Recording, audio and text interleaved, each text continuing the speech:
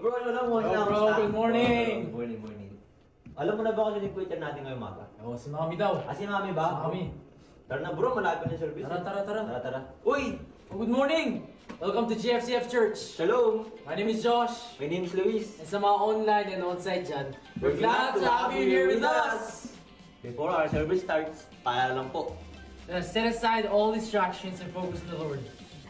And for our online viewers, please follow our social media pages. Like and share sa mga family and friends nyo so we can praise the Lord Together! And now, let's come together and open our hearts as we joyfully lift our voices in praise and worship to our Lord Jesus! Tara na! Let's go!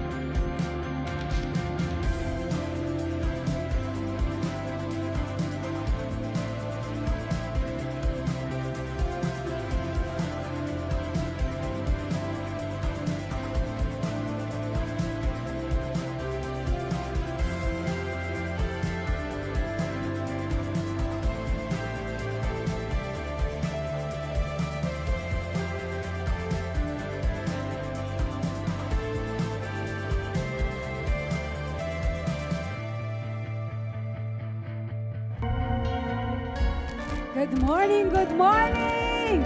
Good morning, Jesus! Good morning, Lord!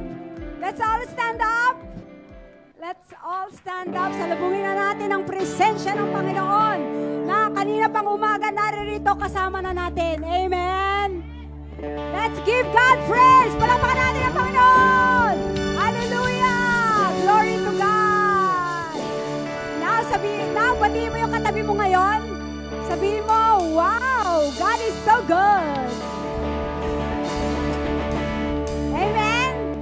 Sunod naman, yung binati naman, sabihin mo, God is faithful. Amen? Are you ready to worship? Ready na po ba mag-worship?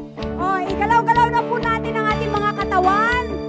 Let's worship like David, ano? Talagang sumayaw, pinawisan. Kapag hindi po tayo pinapawisan, wala pa tayong ginagawa. Kasi ang lamig-lamig ng bulwagan natin, oh. God is so good! Hallelujah! Let's give God glory! Yes! Hallelujah! Thank you, Jesus!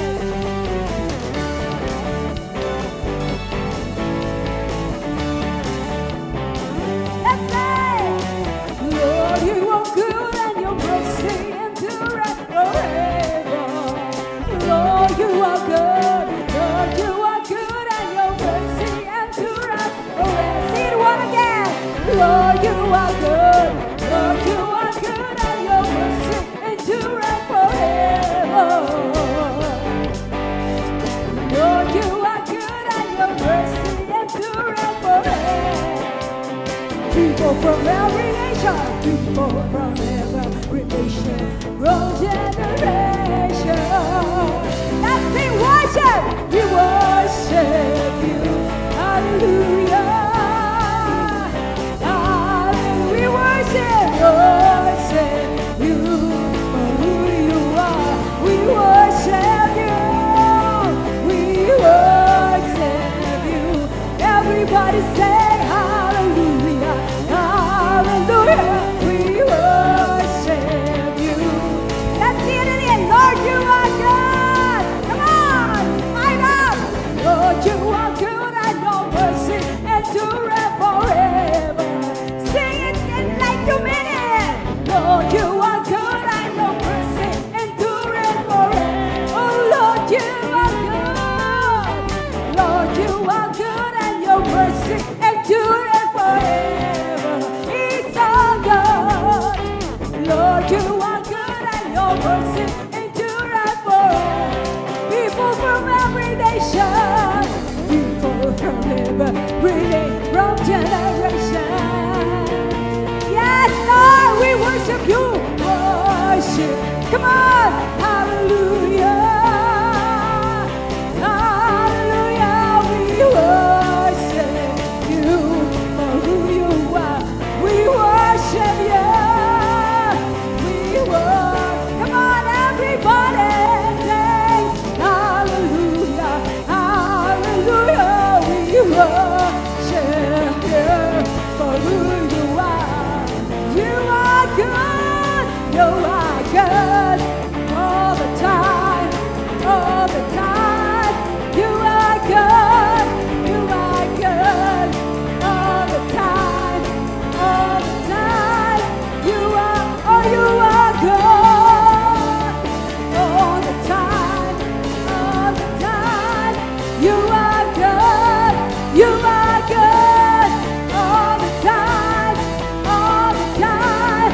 You are people from every nation, from every tongue, from generation to generation. Come on, church, fire up! Everybody say hallelujah, hallelujah. We worship you for who you are. Everybody worship. We worship you. Hallelujah to the King of Kings. Hallelujah. We worship you for who you are. You are God. You are good all the time. All the time. You are good. You are good all the time. All the time. You are good. You are good. You are good all the time. All the time. You are good. You are good all the time. All the time. You are people from every generation. That's why we worship. We worship. Come on. Hallelujah. Hallelujah. Hallelujah. We worship you for who you are. We worship you. We worship you. Hallelujah. Hallelujah. We worship you for who you are. For who you are. Who you are. For who you are. Who you are. For who you are. Who you are. For who you are. You are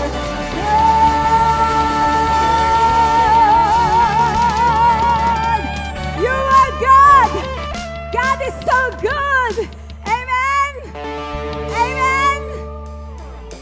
Naranasan niyo na ba agad yung yakap ni Lord? He's so good. Amen. Na-refresh ba ang ating spirit ngayon? Patuloy po tayong awitan ng ating nag-iisang Diyos.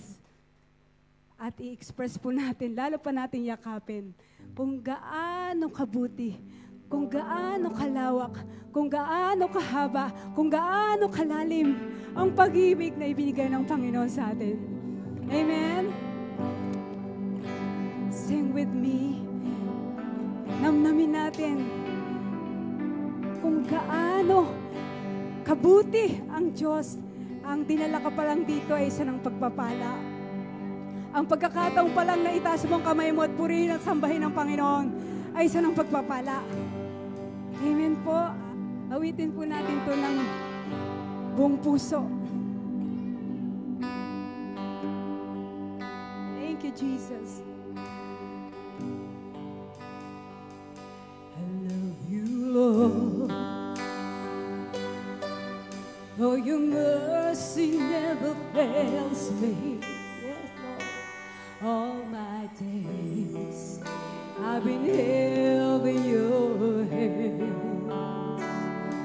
From the moment that I wake up until I lay my head, oh, I will sing of the goodness of God. Let's sing it again.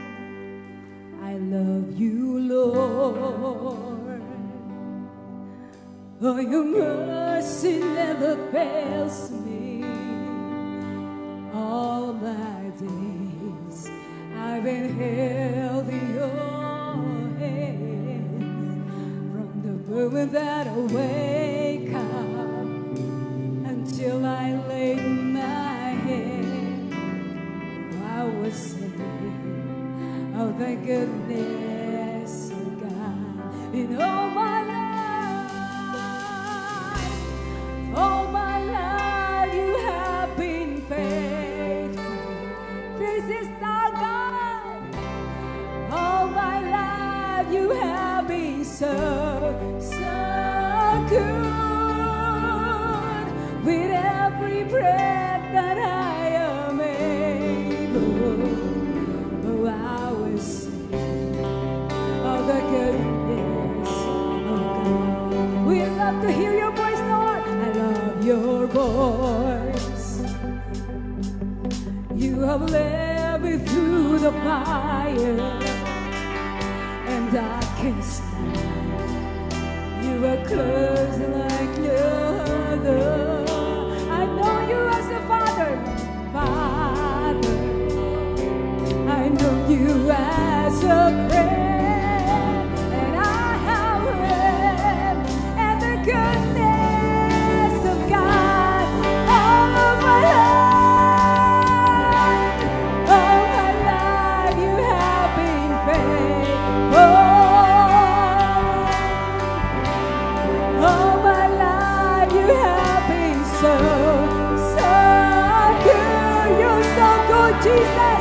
With every breath that I am able, oh, I will sing of the goodness of God.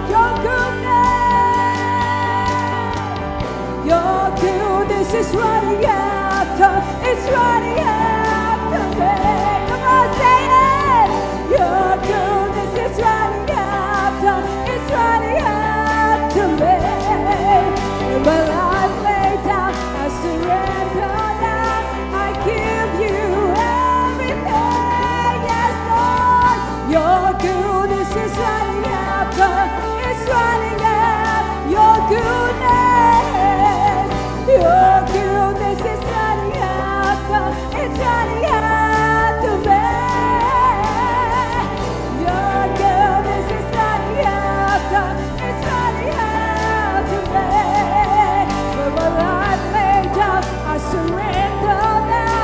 I give you everything. Your goodness is running after, it's running after me.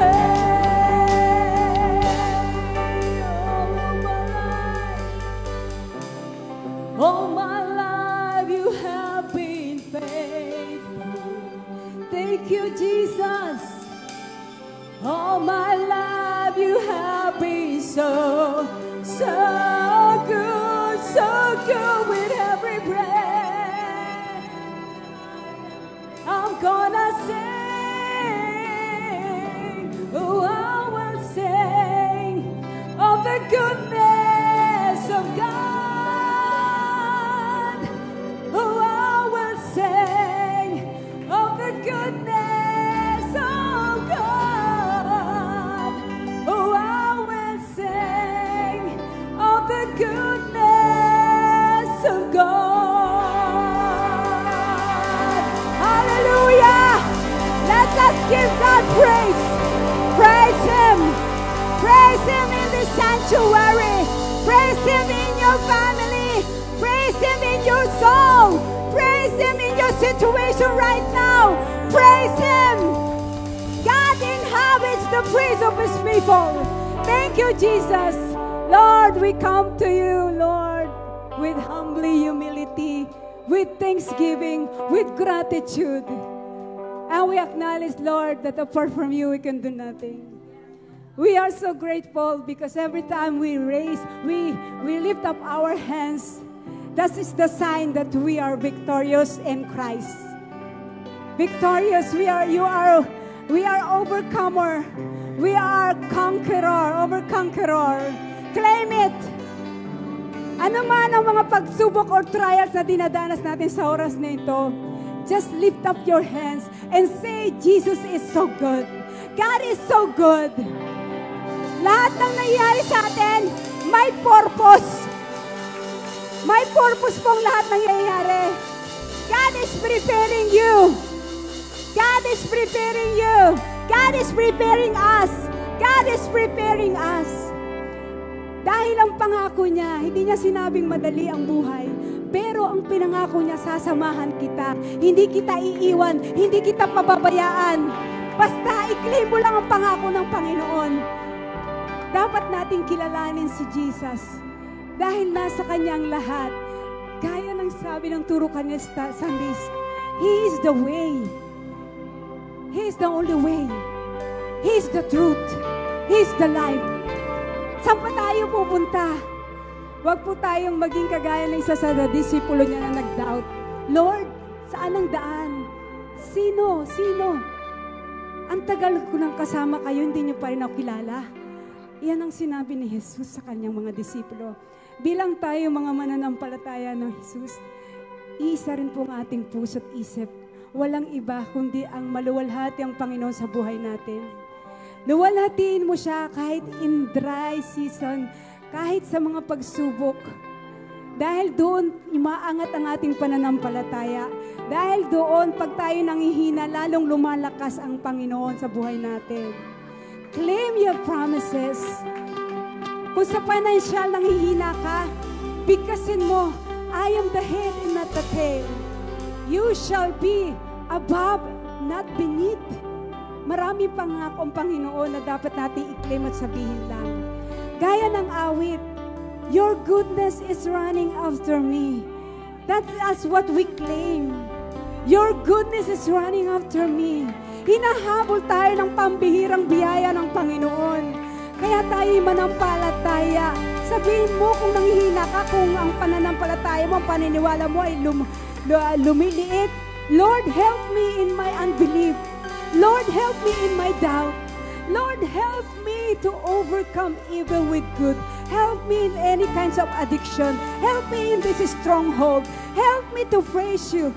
Praise you. To praise you. This is the Lord what He wants to ask. Sabi niya, mapalad ang mga taong may malinis na kalooban at ang kautusan ni Yahweh ay sinusunod araw-araw. Nasa biyaya, nasa pagsunod ang pagpapala. Kaya patuloy nating sundan kung saan tayo dinadala ng Panginoon dahil hindi tayo iwan ng Panginoon. Amen. Glory to God.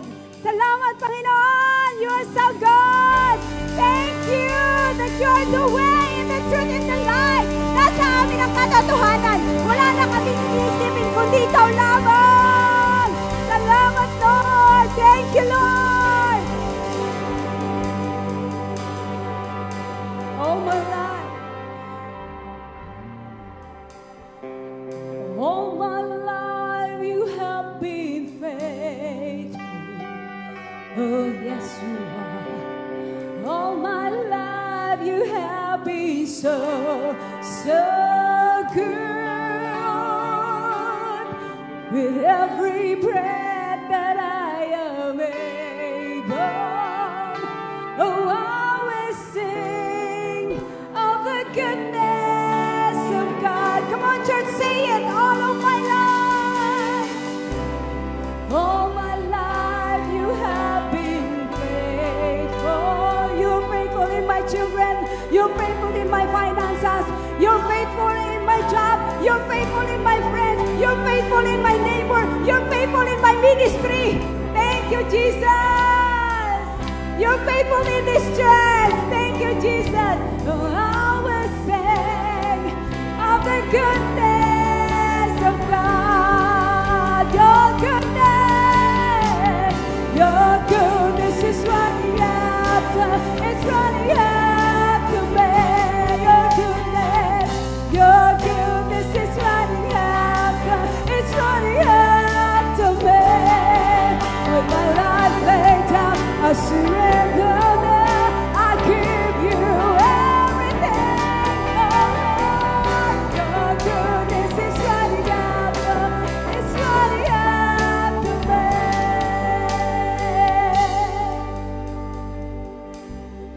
All my life you have been faithful. He's the same God yesterday, today, and forever. All my life you have been so good, Jesus.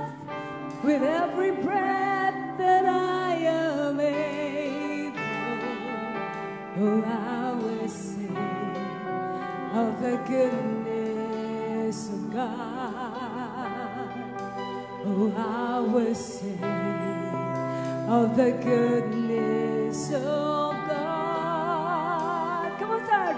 And I will sing of the goodness of God. We give you the glory. We give you the honor. We give you the power. The power now is yours forevermore. Thank you, Jesus. And everybody say, Amen. Glory to God. Hallelujah. Thank you, Jesus. We praise you, Lord. Hallelujah. Glory.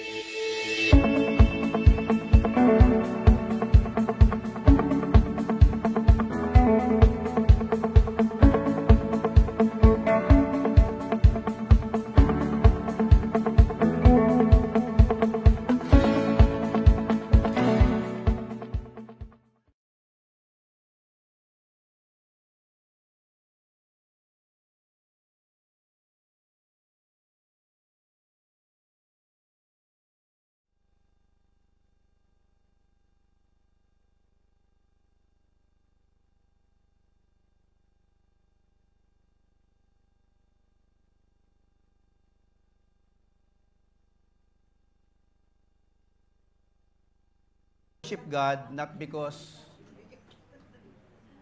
we are special. We worship God because He is special. So umimin kayo dahil nabanggit yung salitang special. Pagka sinabing special, tokubetsu. Parang angat sa iba. Di ba? Parang kakaiba, di ba? Ika nga, angat sa iba. You have been chosen by God compared to other people who do not know Him and without knowledge of Him. They are still in darkness, groping their way to glory, to success, and safe and victory. But in the hands of God, we are secured. Amen? The goodness of the Lord endures forever. Praise the Lord. At ngayon pong buwan ng July. So this is the last Sunday of June. So papasok tayo sa July ng series of Bible study. So dahil nanonotice po natin, karamihan sa Kristiyano hindi talaga nagbabasa ng Bible. Maging honest na kayo sa buhay ninyo. Ang inyong pagkain espiritual, every Sunday lang, kay pastor pa. Kaya pag maraming turong dumadating, nakakala nyo tama, kinakain nyo lagi. Tanggap kayo ng tanggap, kahit nalalaso na yung kaluluwa nyo. You do not indulge yourselves with Bible study, devotion, personal seeking God's Word. Kaya kung ano-ano yung mga napipid in sa utak natin, na hindi naman minsan balanse at hindi talaga biblical and sometimes out of context. And we believe it, we accept it, and we live it. I believe that if you receive wrong teaching, you will come out with a wrong kind of living. Kaya mali-mali utak natin dahil yung ating napapapasok dyan ay mali rin no? Kaya ang gagawin po natin, ihimayin po natin ang Biblia. Mas maganda hinihimayin yung mabuti para hindi kayo natitinik. Say it with me, boneless bangus. Sino dito kumakain ng boneless bangus? Kasi kain ka ng kain, may tinik Natinik ka tuloy. Kaya minsan yung buhay mo, silangling hindi malaman sa direksyon So, i-series natin para verse by verse, word by word, precept by precept, versikulo per versikulo, kapitulo per kapitulo. Talagang himayin natin kung talagang kunin natin yung context. Context is the king of Bible study. Kaya huwag kayong magpapaliwanag ng biblical precept or passages without getting the proper context. Kasi mali-mali yung contextualization, mali-mali explanation. So we need to really deep into the Word of God. Medyo lumalim tayo, ha? Hindi yung parang hanggang daily bread na lang tayo. No. Tayo manalangin, Panginoon, may pong salamat na ikaw ang Diyos na nagbibigay karunungan sa mga taong naive, simple men with a simple mind that could be easily deceived by the schemes of the devil.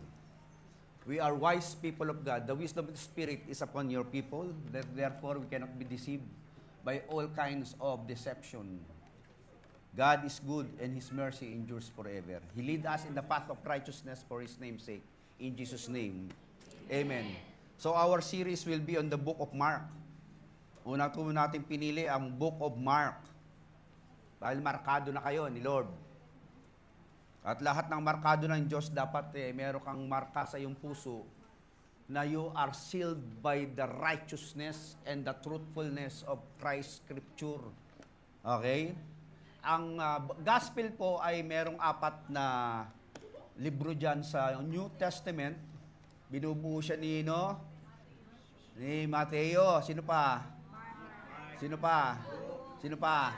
Alam na alam. Sino yung 12 disipulo? Isa-isahin. Nakalimutan na.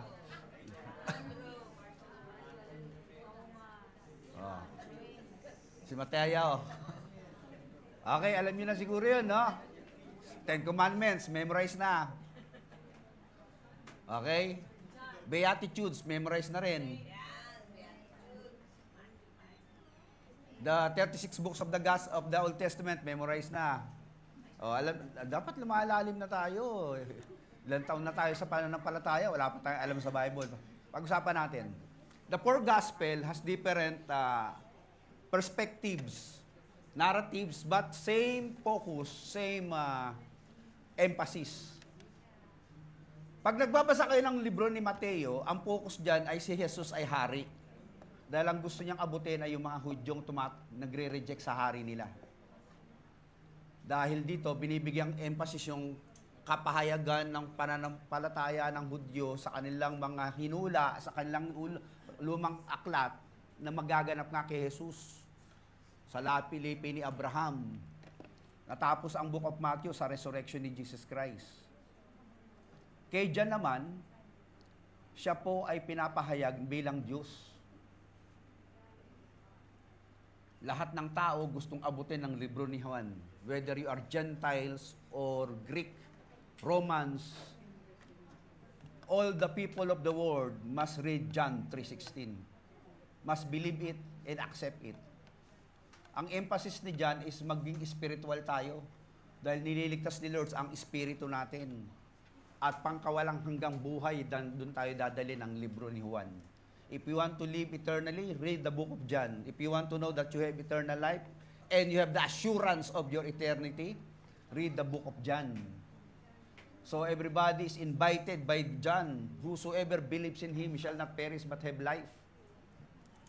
Pagdating kay Luke, ang emphasis ni Luke, si Kristo tao, na nagkatawang taong Diyos. Ang target niya kasi yung mga Greek, na hindi naniniwala na ang Diyos ay pwedeng maging tao. Sa kanila kasi, yung taong Diyos, katulad ng kanilang Greek mythological Greek goddesses, ay mythology lang, hindi naman talaga totoo. Si Kristo ay totoong Diyos at totoong tao. Pinakita talaga ni Lucas dun. He gave an emphasis on idea who Jesus is. Kaya kung titignan nyo ang genealogy ni Luke, nag-umpisa kay Adan. Kasi tao nga eh. Pagdating kay John, ang genealogy nag-umpisa, in the beginning was the Word. And the Word became flesh. Because the Word was with God and the Word was God. Kasi binibigyan din ni John ang si Jesus ay Diyos.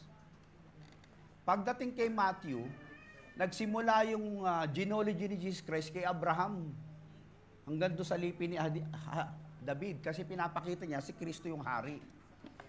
So kung titignan nyo, iba-ibang tao, iba-ibang pananaw, iisa ang tinutumbok. Hindi nagkakamali ang Bible, ha? Bible never make a mistake. Akala natin, parang pare-parehas na to, pero iba-iba yung kanilang punto la vista.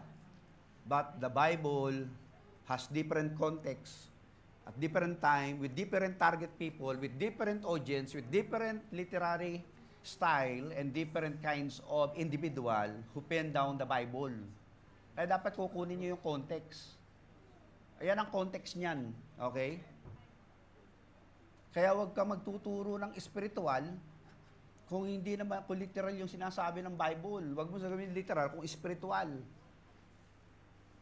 So therefore, this is the gospel. At inuna natin si Brother Mark. Nasa si Brother Mark, nandiyan ba? Kasi si Mark, according to science and theological research, siya yung pinaka-original at naunang writer ng gospel. Kaya yung tatlo, halos kumopya na lang sa kanya at nagbigay ng kanilang pananaw at dagdag na presentation patungkol sa buhay, pagkatao, gawa, at muling pagkabuhay at pagbabalik ni Jesus. Kaya si Mark ang most credible among the four writers. Kaya siya yung inuna natin.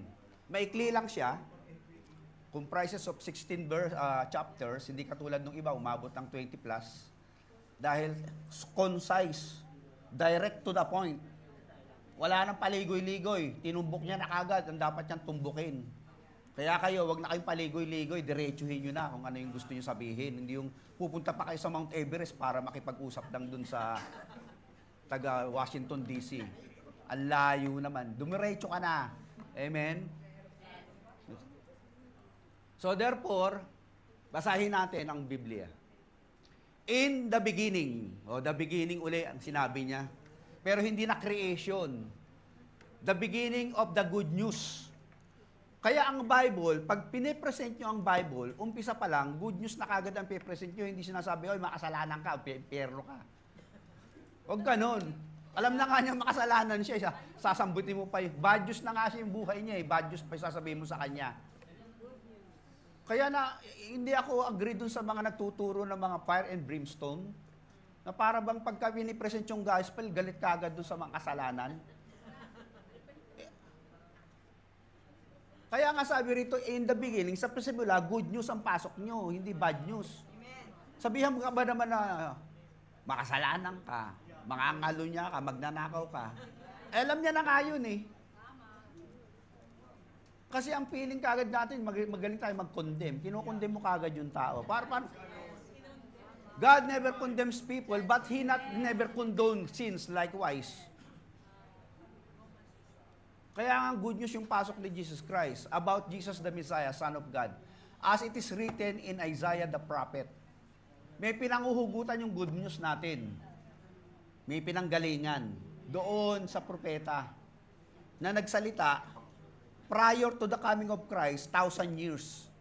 Ang hirap naman manghula, no? Kasi marami nang uhula ngayon eh, na may mangyayari daw sa July 5 eh.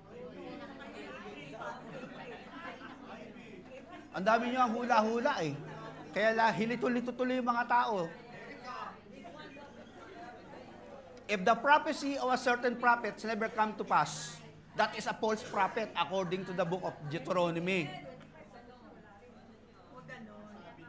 Kaya natin tayo natatakot dahil pinaniniwalaan nyo. If you believe what the bad things that would come, you will be fearful. But if you believe the good things will come, you will be hopeful. Kaya po walang hope na nakikita sa mundo, puro fear. Dahil ang pinaniniwalaan yung bad news, hindi good news. Bad news, magkakaroon ng lindol. Bad news, magkakaroon economic crashes. Bad news, magkakalindol. Bad news, babagsak ang eroplano mo. Kaya lagi ka ng takot. What's happening right now in this world of instant uncertainty is the atmosphere of fear is very prevalent. Tingnan mo yung katabi, mukhang takot na naman, oh. Takot magutom. No, tingnan mo na lang. Meron akong, mag-outing tayo, outing. Yung isang sister, ang dami dalang bayong. Sabi ko, sister, ba't ang dami niya ang kachichiri mo? Pastor, alam mo naman, kinakatakot ako. Isa lang. Ano yon? Takot magutom. No wonder, ang taba-taba mo na. Si Jesus Christ nga, nag-fasting 40 days, hindi natakot mamatay. Hindi naman siya namatay. So, bad news will always give you fearful heart, not a hopeful heart. But good news will retain your hopeful spirit. Kasi yung ating pinanguhugutang propeta, hindi false prophet. Isaiah is ordained by God. Was ordained by God, a true prophet from the Lord. Written in the scripture. Ano sabi sa verse 3? A voice of the one calling in the wilderness, prepare the way for the Lord, make straight paths for Him. Okay. Isa-isayin natin to, Bible verse. Beginning, good news. Written in the prophet. Messenger po ay nagpe-prepare ng daan. Ako po, messenger. Ano ang trabaho ko? I-prepare ang buhay ninyo para dumaan kayo dun sa tama. So, me as well will do the same thing. As I read the scripture, I prepare my way going to that directions of righteousness. Ang sabi dito, meron daw boses galing sa wilderness. Bakit hindi galing sa Ueno, galing sa Shinjuku? Ba't hindi galing dito sa Cubao? Sa wilderness. Kapatid, saan kayo galing? Pag tinong ka, kamusta, saan ka galing? Diyan sa wilderness. Ang dami-dami nang pupunta mo sa wilderness. Paano ginagawa mo ron? Alam mo, nag-outing ako mag-isa ron eh. Meron ba nagpupunta sa wilderness? Ha? Kadalasan sa atin, pag meron tayong gimmick, pupunta tayo sa mga finest hotel, sa mga resort, sa mga onsen, sa magagandang lugar na kung saan magre-relax at kakain ka ng masarap at magsasabihin mo, wow, I really do relax. I did my relaxation and my staycation properly. Sa wilderness po nang gagaling yung boses. Why? Because John the Baptist was the one repairing here.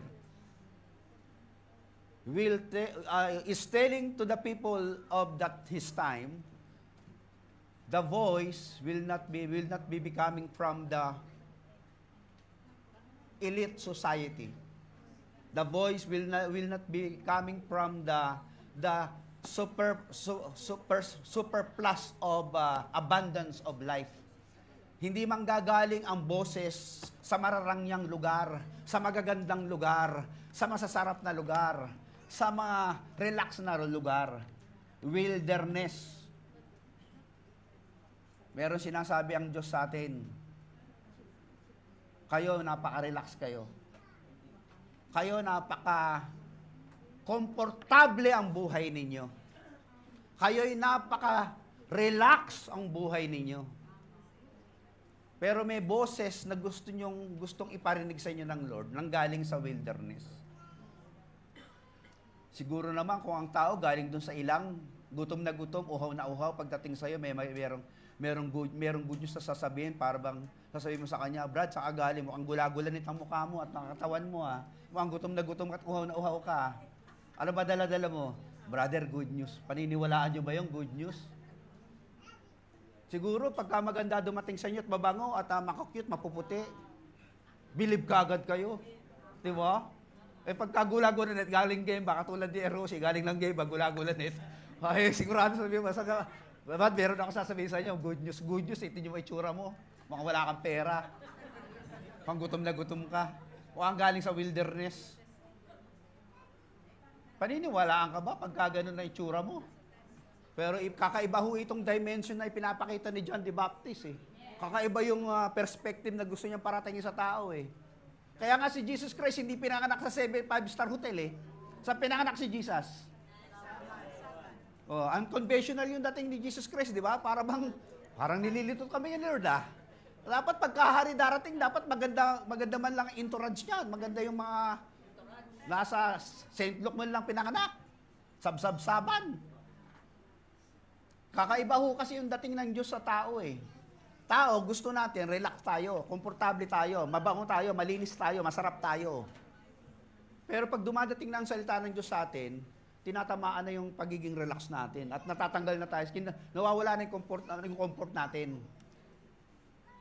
The moment the Word of God come upon the life of the people, it afflicts the comfortable and it comforts the afflicted. Yun ang mabigat dun eh.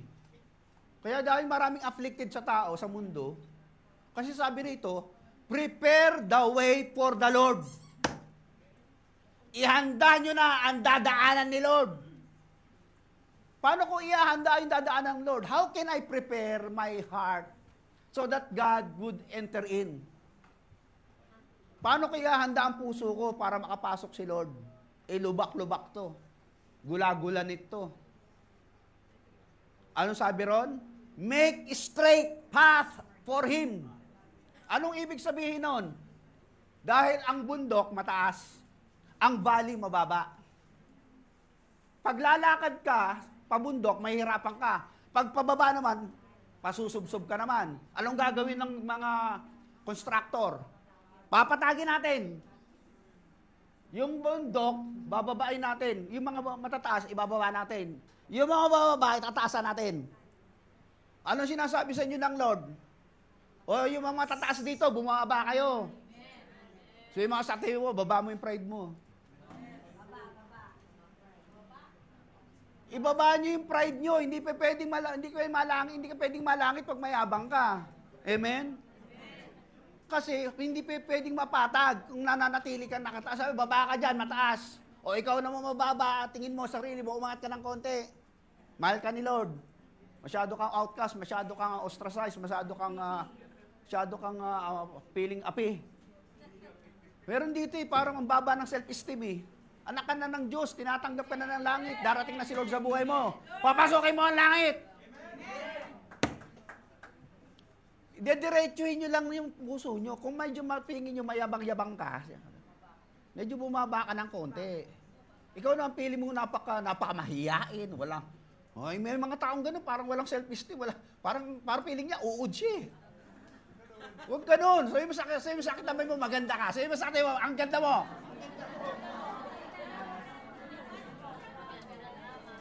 Huwag kayo. Nga akong tubig dito. Nawawala yung ating ano eh. Kasi po, kaya kayo, parang feeling nyo, hindi kayo katanggap-tanggap sa langit. Maraming mga tao dahil maraming kasalanan. Sasabihin pa ngayon, Pastor, hindi ako tatanggapin ng langit. Bakit? Pati nga impyerno, sinuka na ako eh. Sabi kasi ng asawa ko, mas masama para ako kay Satanas eh. Huwag kang ganon. Lahat ng kasalanan, kayang patawarin ni Lord yan. Ihanda mo lang puso mo.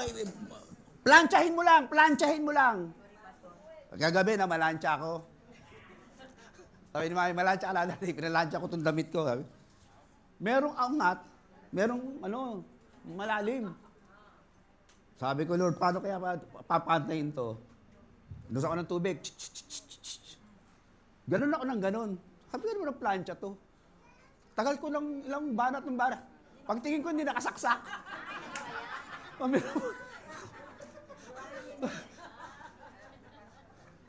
Kaya ang ginagawa ko, para malaman kung mainit, natatawa si Mami sa akin minsan eh. Pipisikyan ko, may apoy, may usok, di ba? Ayaw, nakikita nyo. Ano pinapakita ng Lord sa atin dyan? Pag ang init ng Panginoon, kinontra ng lamig mo, may reaction nangyayari. Ha? Kaya yung iba rito, medyo reactionary pagdating sa gospel eh. Ayan, tinatamaan na lang si pastor na tinitira na naman tayo rito. Para ka nasusunog, para kang umuusok eh. Pagka, tanggapin mo na lang. Ha? Ngayon, pag dumaan yung plancha sa'yo, kung kunyari ikaw yung damit, sigurado straight ka. Ha? Sabi mo sa tabi mo, dumiretso ka nga. Sabi mo sa katabi mo, dumiretso ka nga. Balubalok tot utak mo eh. Ano bro? Paliwanag ba bro? Paliwanag. Gusto yung mga baliktot ng utak, di ba? Sabi mo, dumiretso ka nga. Papunta ko na sa mga negro sa tao. Yung anniversary yun, di ba? Naalala ko, di ba? Pag pinalansya kayo ni Lord, hindi maganda yon. Mainit-init yon. Masakit yon. Sigurado nyo, plansyahin nyo sarili nyo, tingnan nyo, malalaman nyo, ibig sabihin. Kaya yung iba, marami nasasaktan sa salita ng Diyos eh. Amen? Marami nasasaktan eh. Pinaplansya ka ni Lord eh. Pero pag dumating ka, planchado ka sa church. Sabi ng kapatid mo, ang ganda ng damit mo, sister, planchado. Pero pag dumating ka dyan, gusot-gusot ka, lahat nakatingin sa'yo. Tingnan mo naman itong isang taon to, gusot-gusot ang buhay. Pati damit, gusot-gusot. Amen? Kaya si mami, hindi ako palalabasin ng bahay niya pagka gusot-gusot yung damit ko eh. Hindi ako palalabasin yan. Yan ang Holy Spirit ko pagdating sa damit. Nakukonsensya ako. Eh, isang araw kasi, dinedma ko siya, nagmamadali ako, hindi ko pinansin. Turo ko ng Bible study rito sa OG. Ha? Tingda pa ng daming dumating, no? Tapos, pagkataas ng Bible study ko, lumapit yung dalawa sa akin, no? Pastor, baliktad yung damit mo. Ah! Ayan po yung mga hindi naghahanda. Dapat pa-plansyahin nyo. Siyempre, pag pinalansya mo, alam mo kung baliktad yan o hindi. Eh, hindi ko pinalansya na rin, eh. Mamadali na ako, eh. Parang takas ako si mami, eh. Napahiya tuloy ako. Kaya pag kayo pinaplansya ng Lord, hindi kayo nagpapaplansya, mapapahiya tayo. Amen? Ihanda nyo ang daan, ihanda nyo ang damit, ihanda nyo ang oras nyo, panahon nyo, ihanda nyo, buhay nyo pagdating ng Panginoon. Ready na tayo, amen? Ready bang ma-rapture lahat? anytime magra-rapture na, wala yung iba naiwan. Prepare the way for the Lord. Prepare the way of the Lord. Amen? Yun eh. Kaya po ang Lord, galing sa wilderness si John the Baptist, nagsasalita doon. Sabi ng mga tao doon sa Jerusalem, may nagsasalita daw dyan sa wilderness. Si John the Baptist daw, meron daw mensahe galing kay Lord. Sabi ng mga tao doon, talaga, ito na yata yung darating na tagapagligtas natin. Pakinggan nga natin. Wala namang masama. So they went to the wilderness and hear the voice. How do we prepare the way of the Lord? Simple lang yan eh. All the crooked ways in our life, in the life of our society, need to be straightened out. Every mountain and hill should be brought low and every valley will be lifted up. Ibig sabihin, maraming bundok dyan sa puso nyo na kayo po sa tingin nyo, ang pride nyo kasing taas ng Mount Everest. Ang hirap akyatin. Yung iba naman, napakababa ang tingin sa sarili, parang nasa Valley of Megiddo. Parang bagsak na bagsak ang loob, parang bang hindi niya kayang mabuhay na wala man lang tutulak sa kanya. Taas mo sarili mo dahil ang Diyos ay dumarating na sa buhay mo. Maging confident ka sa Panginoon. At yung mga overconfident naman, bawasan yung confidence nyo, ibaba nyo yung confidence nyo, ang confidence nyo kay Lord na. Kaya lahat ng mga mahihina ang loob at masyadong matataray at matataas, magkakasundo-sundo lahat tayo sa presensya ni Lord. Amen? Palakpakan natin si Lord. Ganyan ang buhay Kristiyano. Walang pataasan, walang mababa, walang babaan, walang taasan. Basta pantay-pantay tayo rito. Hindi mas mataas si pastor sa inyo, pare-pares lang tayo love ni Lord. Hindi naman ako mas mahal ni Lord kaysa sa inyo. It so happen, naging pastor lang ako. Pero yung love ni Lord, parehas lang sa inyo, sa akin. Amen? Kaya pag humingi kayo, Lord, papakinggan kayo nun, bibigyan kayo nun. At humingi kayo ng tawad, patatawarin tayo. So therefore, everyone must be balanced. Everybody would be in equilibrium when it comes to salvation. Salvation could be attained by everybody by having faith in Christ alone. Hindi by works. Kasi iba rito, pag yung iba mas magagaling gumawa, iba hindi marunong gumawa, iba walang gawa, iba wala ayaw gumawa. Kaya nangyayari ngayon, pagka ang salvation based on your works, ilan lang maliligtas. Hindi pwedeng maligtas ang tao sa magitan ng works. At doon sa mga works na ginagawa ng mga ilan na yun, hindi rin aabot sa langit dahil hindi pa rin yun perfect. Amen? Kaya dapat salvation by faith, receiving Christ because He is the voice, He is the way to the Lord, and He is the one who gave way to our salvation. Amen? Verse 4. Nako, na verse 4 na ako. Iba-iba sa yung kapahayagan nito. Mamaya, pag itinuro mamaya ito, iba na naman kapahayagan yan. Ha? Ay, mas maganda dahil meron na silang nadinig na background. Kasi mamayang hapon, meron tayong service din eh. Puno pa rin tayo mamayang hapon. Kaya ho natin ginawang service dalawa dahil punong-puno tayo ngayon. Puno na naman mamayang hapon, kaya mamaya magte-third service na tayo. Wala tayong magagawa dahil ang Diyos nagpapadala. Ang Diyos nagpapadala sa inyo rito. Di ba natutuwa kayo? Masaya dito, di ba? Di ba? Isa wala kang kamalay-malay. Dali nyo yung mga kaibigan nyo kahit hindi wala kamalay-malay. Mamaya isang araw yan, mabubula. Bubuksan na lang ni Lord ang utak niya. Sabi niya, wow, I understand the gospel. Maliwanag. Kaya you bring people. Si brother, nadala na rito. Sino mga bago dito? Ano sa mga bago? Taas ang mga bago. Ayan, maraming bago ngayon. Mamayang hapon, meron na naman. Let's continue. Verse 4. So John the Baptist appear in the wilderness. O siya pala yun, nag-appear. Why do birds suddenly? John the Baptist appeared, preaching baptism of repentance. So ulitin ko po,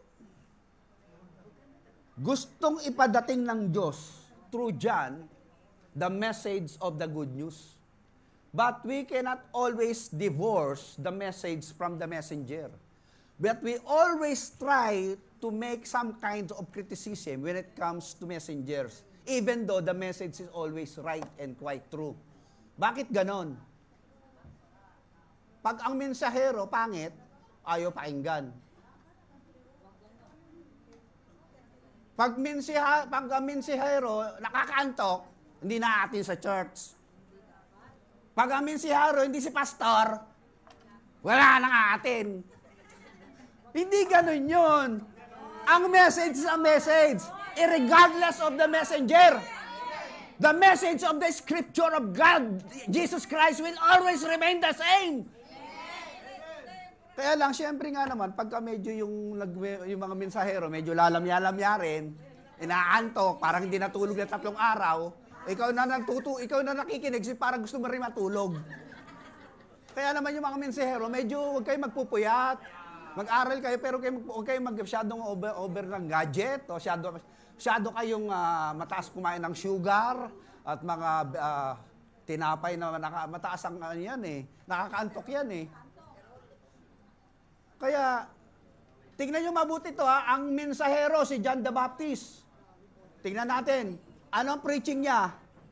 Baptism of... Okay, isipin natin. Ano ba ang ibig sabihin ng baptism of repentance? Bautismo para sa pagsisisi o bautismo ng pagsisisi? Bautismo para sa pagsisisi? Bautismo para magsisi? Ano ba ang ibig sabihin niyang baptism of repentance? Pag sinabing repentance sa Greek word means metanoia. Ibig sabihin nun, pagbabago ng kaisipan. Yun ang ibig sabihin ng repentance, ha? Magbabago na yung isip mo. Kung ang isip mo ay lagi ka nagsusugal, nababago yung utak mo, nagtatrabaho na. Yung isip mo lagi naglalakwat siya, nagbabago yung isip mo, nag-aaral na. Yung isip mo lagi nang-chichismis, ang isip mo ngayon lagi nakikipag-ayos na sa tao. Nababago yung utak. The moment the mind is transformed, the behavior is transforming. Tama?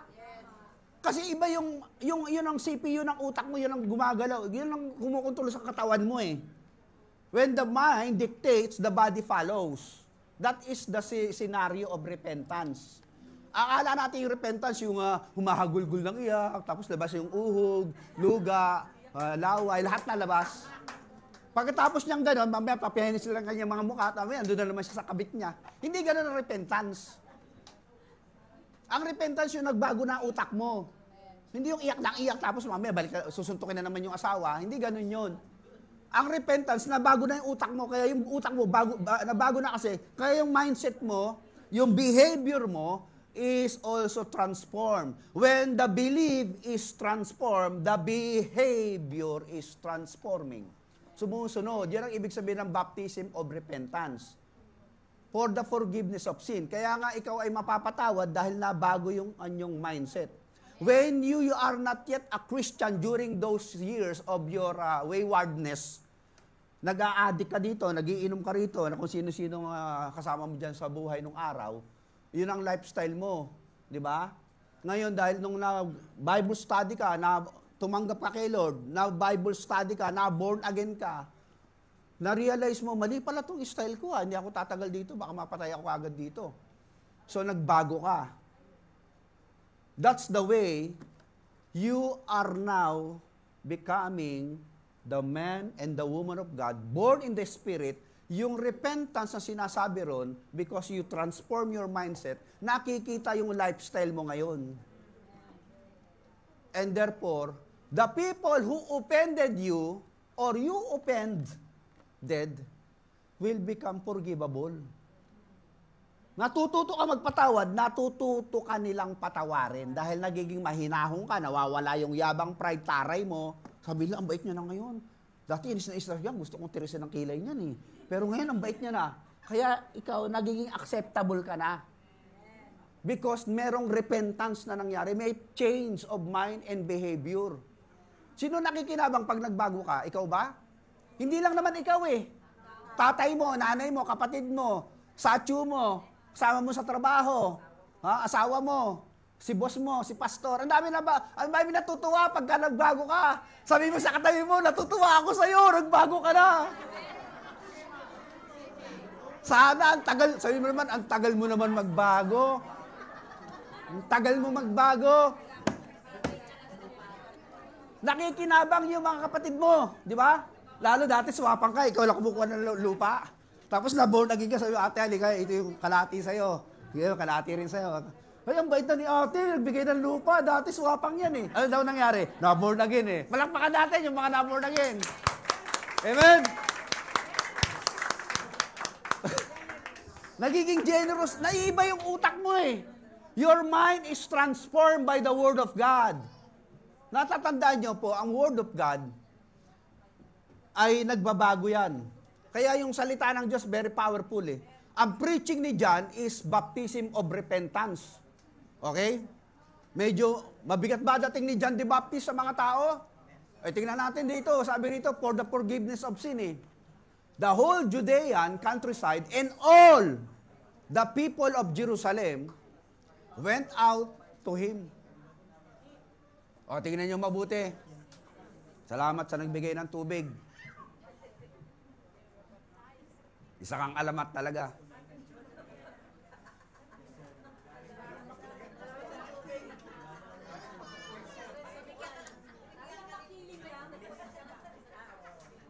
Parang lasang mineral water, ah.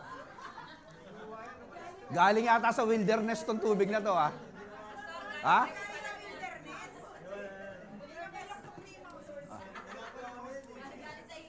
Lahat daw ng mga tao sa Judean countryside and all the people of Jerusalem. Mag-agree ba kayo dito sa grammar na ginagamit dito sa Bible? Totoo ba talaga ang lahat ng tao sa Judean countryside at lahat ng tao sa Jerusalem nagpunta sa kanya? Pag nasalitang ganyan, hindi naman po lahat yun, ha? Ito po, by in a sense na sinasabi rito, marami. The majority of the people, hindi lahat ng tao, no? Almost, that's the right word, ha? Almost. Almost all the people of Jerusalem went to the wilderness. Anong ginawa nila nung nakita nila at nagsasalita na si John the Baptist ng baptism of repentance for the forgiveness of sin? Confessing their sins, they were baptized by him in Jordan River. Sino dito magpapabaptize sa July? Taas ang kamay. Magpaparibaptize dahil yung iba kasi, sabi niya, Pastor, 7 beses na akong nilublob. Ngayon, totoo na to. Bakit? Doon sa 7 times na pagbabaptize ko, sumasama lang ako sa church dahil may barbecue. Kaya every time ako nagbabaptize, nabasa lang ang katawan ko. Walang nangyari sa puso ko. Kaya ngayon, ito, totohanan na. Kaya okay lang yung pagpaparibaptize, no? Kasi iba talagang peki lang eh. Makikisama lang sa outing eh. Church outing, may barbecue. Pagpapalista siya. Magpapabaptize din ko no para hindi nakakahiya. Kasi nakakain ng barbecue, libre. Ngayon, yung totoo talaga, you confess your sin, baptize. Saan nagpabaptize? Sa Jordan River. Very famous river in Israel. Many good event and dynamic events and supernatural event took place in that river. Very powerful po yan, no? So, does the baptism remove sins? Yun po yung tanong ng marami. Ang bautismo ba'y nakakatanggal ng kasalanan? Dito po, ang sabi ni John, baptism of repentance. Ibig sabihin, iba sa salitang baptism for repentance. Iba yun. Ibig sabihin nito, meron na pong nadinig na magandang balita ang tao, nagkaroon siya ng realization, at naintindihan niya yung kanyang mindset at mali, pinalitan niya ng tamang mindset ayon sa salita ng Diyos. Yan ang ibig sabihin ng of repentance. Ibig sabihin, meron na siyang idea bago siya magpapabaptize. Yung iba kasi dapat magpabaptize ka muna bago ka magkaroon ng gospel idea. Mali.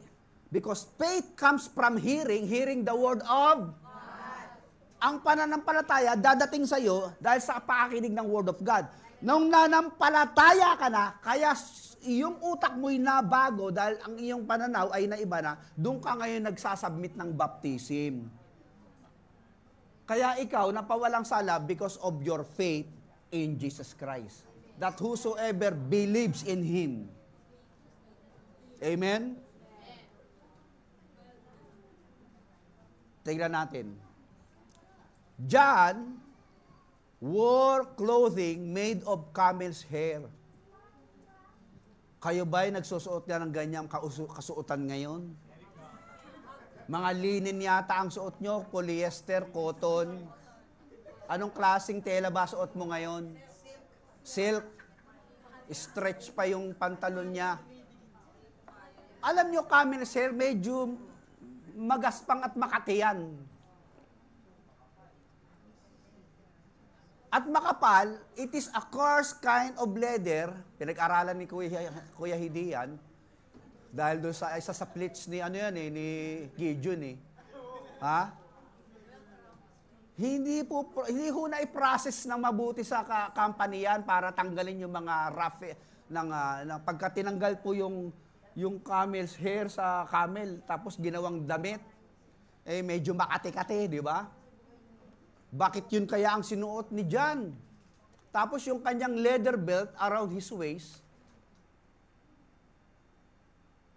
At ang kinakain niya daw ay ano daw? Alam niyo ba yung locust? Nalolocust yung mga kumakain ng locust. Locust parang grasshopper na malaki-laki ng konti. Tipaklong. O, yan po ay punong-puno ng protein. According to research, pag kumakain ka pala niyan, ay na very good for muscle building. Yung mga nagwe-weights dyan, locust po kainin nyo. Ha? Mabilis kung lumaki ang muscle ninyo. Punong-puno ng protein yan. Huwag na kayong bumili ng mga abas o mga sabas na yan. Ay, ito po kainin nyo. Biblical. Biblical ho ito. Locust. Kaya sa probinsya, alam nyo nung araw, nasa Novaliches ako, doon ako lumaki. Etong nag-aalaga sa akin, nagdala ng mga tipaklong, malalaking tipaklong, tapos may mga salagubang, tapos ginisa. Ginisa nila. Tapos pinakain sa akin, sabi ko, sarap nito ah.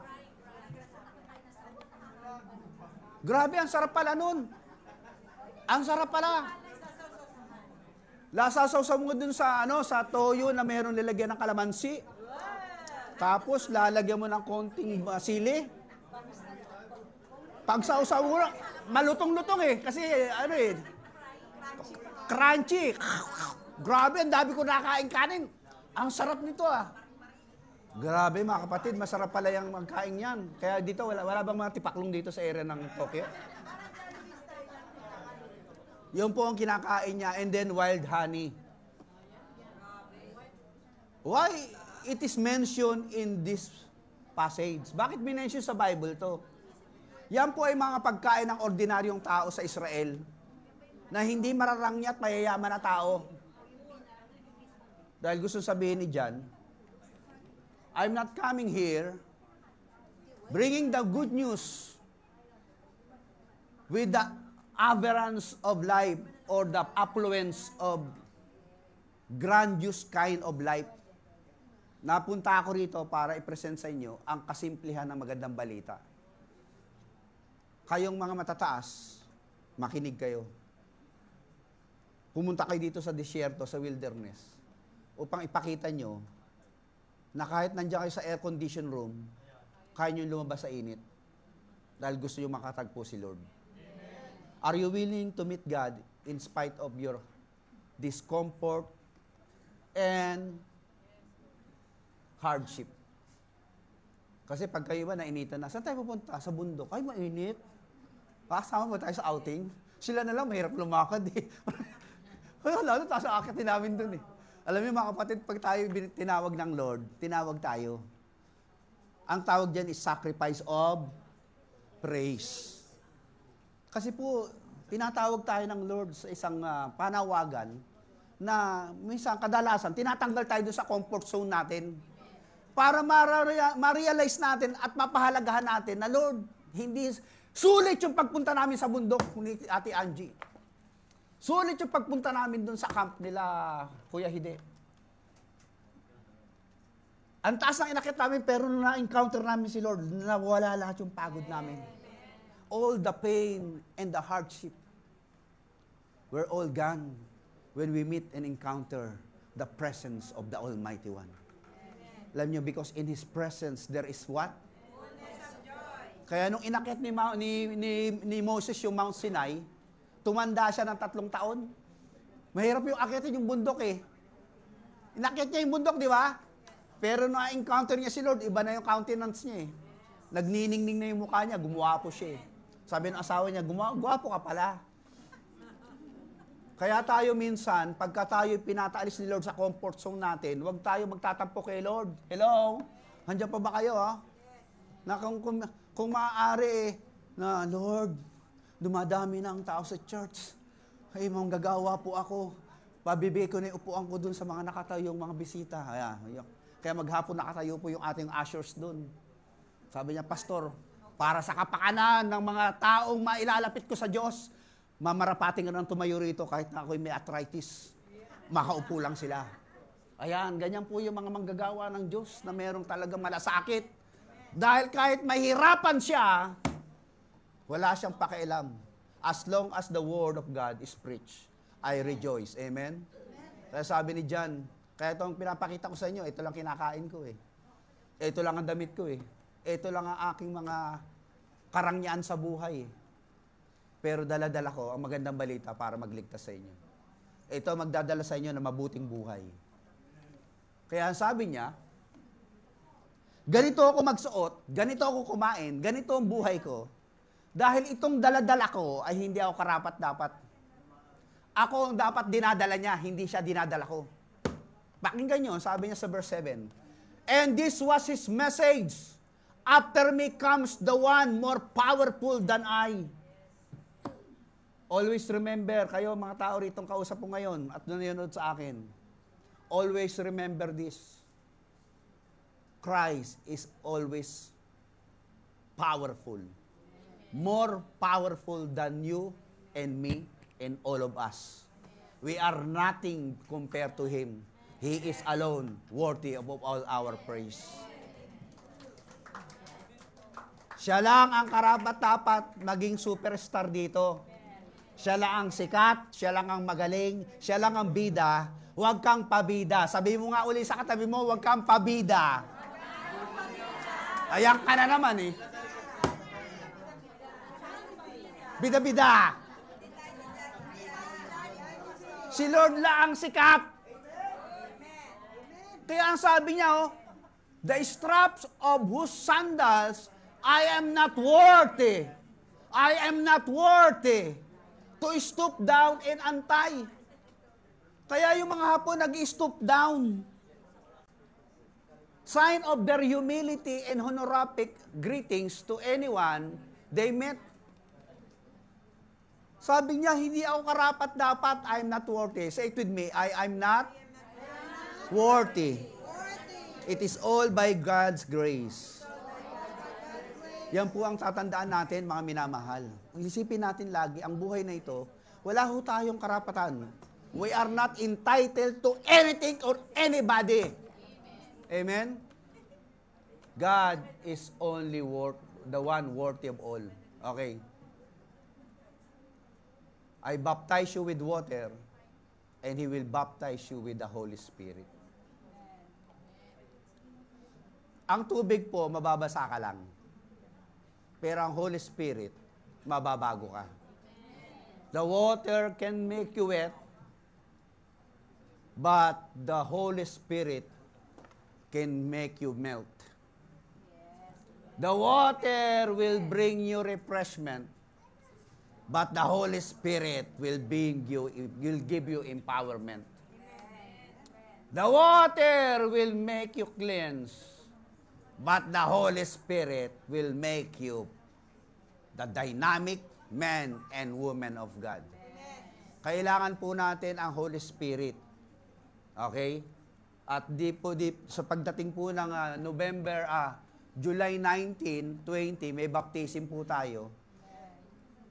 We pray and we pray that the Holy Spirit reigns and rules the heart of each one of us. Amen?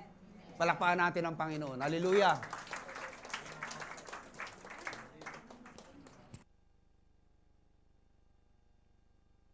Praise, praise. Mapagpalang araw po sa ating lahat. Amen.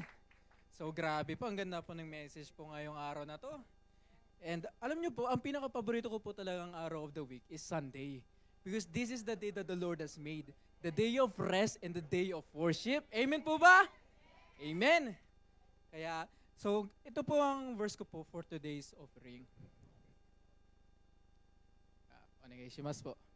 So, sa Malachi 3:10 po, sinasabi dito, bring full the tithe into the storehouse that there may be food in my house, and thereby put me to the test, says the Lord of hosts, if I will not open the windows of heaven itself for you and pour down for you a blessing until there is no more need. So, sa madaling salita po, sinasabi po dito, bring the full tithe. Hindi lang po kung ano po ang gusto nating ibigay. That there may be food in my storehouse. The storehouse being the church, the temple. Bakit po ba? Sinabi din po dito ni Lord, put me to the test. Ito pong test na to sinasabi nito, not out of arrogance or doubt, but by faithful obedience. For in faithful obedience, there is a reward. In faithful obedience, napiplease po natin si Lord. And in faithful obedience, our faith also grows. And sinabi niya po dito, if I will not open the windows of heaven for you and pour down for you a blessing until there is no more need. Ibig sabihin po, sa madaling salita, mag-overflow. In our faithful obedience, God will send or give us the blessing to the point na hindi natin kakailanganin or sumusobra na. Kaya, wag po tayong matakot magbigay sapagkat sa pagbibigay po natin, nagbibigay po tayo ng tiwala sa Diyos na, Lord, mas nagtitiwala ako sa iyo kaysa sa pera na to. Lord, ikaw ang inuuna ko kaysa sa pera na to. Lord, ikaw ang nagbigay nito kaya i-honor kita. And the Lord will honor you. So please, ushers please. Onegaishimasu po. And welcome lang po natin yung mga newcomers. Welcome to the family of Christ, Kuya Benly Kilopi, and Ate AJ, and Ate Daniela. Mapagpalang araw po sa atin. Welcome na welcome po kayo. Huwag po kayong mahiya. next Sunday po or sa service din po mamaya kung gusto niyo din po mag-attend. So, for these announcements, announce lang po namin is, since last Sunday po, nagsimula na po ang second worship service. Ang schedule po natin for every Sunday, kare-kara, is 10 a.m. to 10:25 Sunday school. 10:30 to 12 p.m. is the first worship service.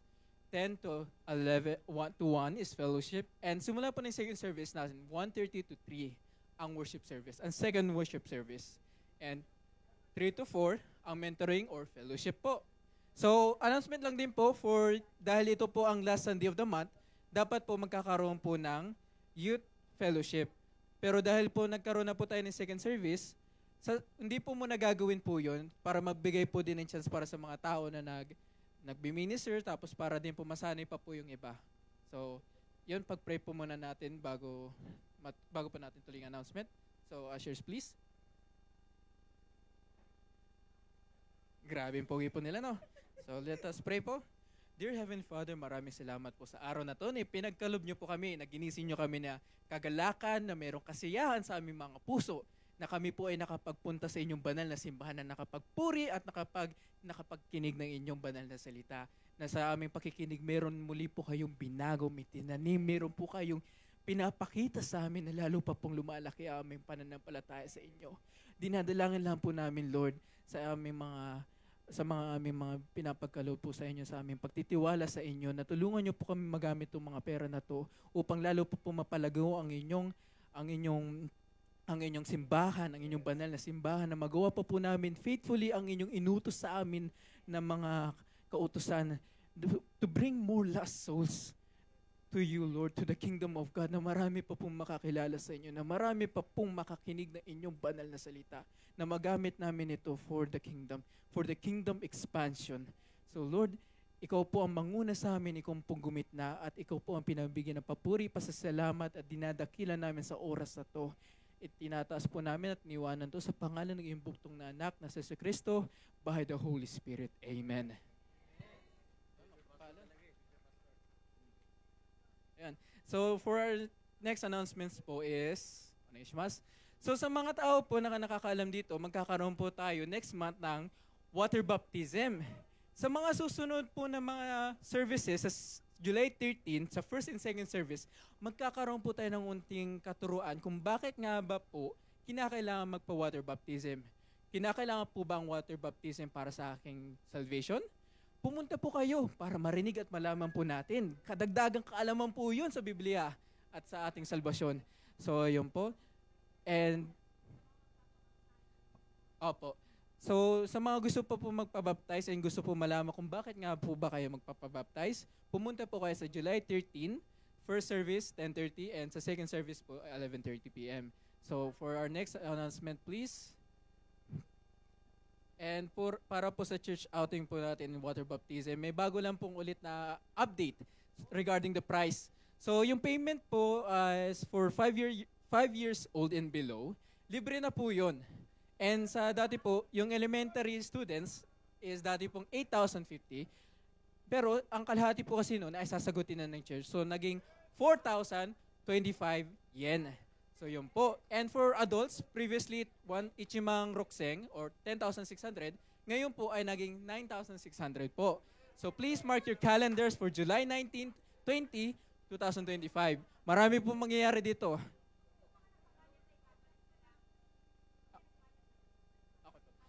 Doon po sa mga nakapagbayad din po, please do not worry. Bibigay po namin yung mga sobra. So please just contact us and we will properly reimburse po. So maraming salamat po. Mapagpalang araw. Tiyatawag po namin si Tita Melissa po ngayon. To God be the glory po. Ayan.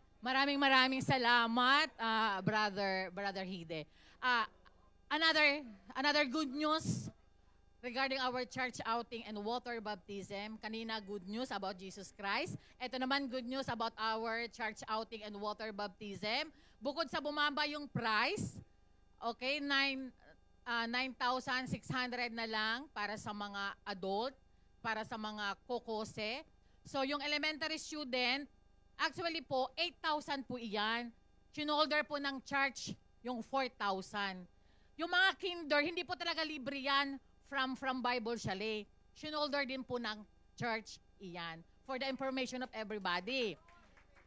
Glory to God dahil pinapalaki niya yung ating finance. Kaya inuulit ko po ulit, yung elementary po, half price ang binayaran ng church at yung sa kinder, whole price ang binayaran ng church. Kaya glory to God. Bukod sa mga adult na bumaba na yung price, 9,400 na lang. At ang pinaka-good news doon, hindi lang siya church outing and water baptism, meron na rin pong kasamang teaching. Hindi po ba? Kaya balanse po tayo yung Acts 2:42. Teaching, fellowship, breaking of bread, and prayer. Kasama po iyan sa gagawin natin sa July 19 and 20. So may kasama na siyang teaching. Ngayon, kung nababalita ninyo noon na meron tayong outdoor retreat, wala na po iyan dahil papasukan na po ng teaching yung ating church outing and water baptism. Okay, so balanse tayo lahat. Meron tayong water baptism at the same time, meron tayong mga pagtuturo. Kung meron man tayong pagtuturo, kung gusto nyo po ulit na i-request sa amin na na-cancel yung outdoor retreat natin, dito na lang natin gagawin ngayon sa church. Hindi po ba? Less ang gastos natin. Hindi na tayo pupunta ng Nico, hindi na tayo pupunta ng Mikatsuki. Kusal mag-aaral na lang din daw, sabi ng ating mga kapatiran, mag-aaral na lang din daw, bakit pa daw mag-travel ng malayo? Pwede naman daw gawin yung mga pag-aaral dito sa church. Kaya kung kulang pa tayo, pagdating ng July 19 and 20, meron na ulit tayong pag-aaral dito na lang gagawin natin sa church. Kaya kayong lahat, kung nagdadalawang isip kayo, July 19 and 20, water baptism, at meron pa tayong pag-aaral. At sa murang presyo na yan, yung price na yan kasama ang 4 meals. Yung dinner pa lang, 1,700 na. Dinner pa lang iyon. So, meron kayong Saturday lunch, Saturday dinner, meron kayong Sunday na breakfast, and then Sunday na lunch. Okay, yes, kasama po ang lunch. Eat all you can, and then plus na rin yung overstay nyo doon. Mag-enjoy tayong lahat at matututo pa tayo. Kaya wag na kayo magdalawang isip, magbayad na po kay Sister Janice. Ang deadline of payment hanggang first Sunday of July. Ang deadline of payment for Sunday of July. Kaya tayong lahat, sama-sama na rin. At nakalagay na rin po doon sa GC ng Omejima kung paano po yung pag-travel. Kung gusto nyo po, meron din from Kitasenju, going to Ochanomizo, and then Ochanomizo, diretso na po yun ng Mitake Station. Yung iba naman po, kung Shinjuku kayo, Chuo Line, diretso na rin po yun ng Mitake Stations. So nakalagay po sa GC yan, para hindi po kayo maguluhan. And then from Mitake Station, susunduin po kayo ng mga sasakyan doon. So you have nothing to worry, dalhin nyo lamang yung mga sarili ninyo. Thank you and God bless everyone.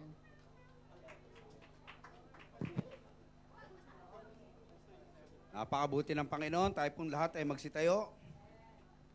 The Lord is good.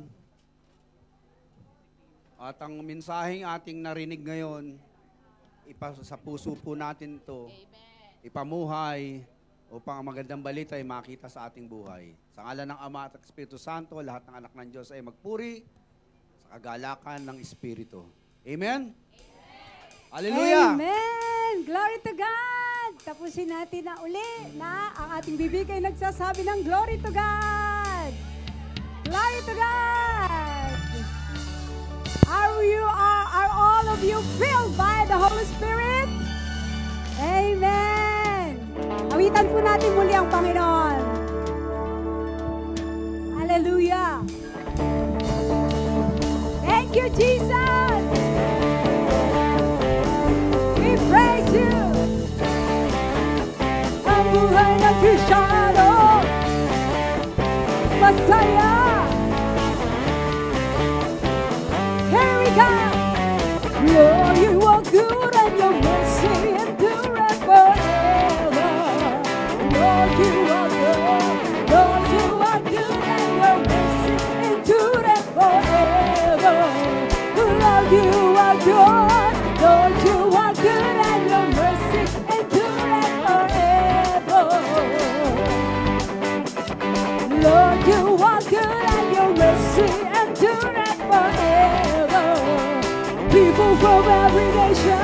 people from every nation. Come on, sing, let's worship. Worship you, hallelujah. Hallelujah, we worship you for who you are. We worship you. We worship. Everybody say hallelujah, hallelujah. We worship you for who you are. You are good. You are good all the time, all the time. You are good. You are good all the time, all the time. You are good all the time, all the time. You are good. You are good all the time, all the time. You are good. People from every nation and time, from generation to generation. Worship. Everybody, what to say? Hallelujah, hallelujah. We worship you for who you are. We worship you. We worship you. Hallelujah, hallelujah. We worship you for who you are, for who you are, for who you are, for who you are, for who you are, for who you are. You are good. You are good. Hallelujah. Let's give God glory. Glory to God. Thank you, Jesus. We love you, Lord. We love you, Lord. Thank you, Jesus.